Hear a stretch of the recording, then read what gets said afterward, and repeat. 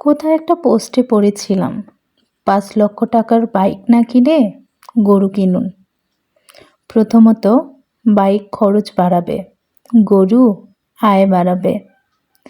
দ্বিতীয়ত বাইক তেল খাবে আর গরু দুধ দিবে। তৃতীয়ত বাইক বিক্রি করলে লস আর গরু বিক্রি করলেই লাভ। চতুর্থত বাইক আপনাকে ঋণী করবে। আর পঞ্চমত গরু আপনাকে স্বাবলম্বী করবে। ৬. বুদ্ধিমান বিনিয়োগ করে, আবেগী খরচ করে। কথাটা ভালো লাগলে আমার চ্যানেলটা সাবস্ক্রাইব করে আমার পাশে থাকবেন। ধন্যবাদ সবাইকে। ওকে বন্ধুরা, আল্লাহ হাফেজ।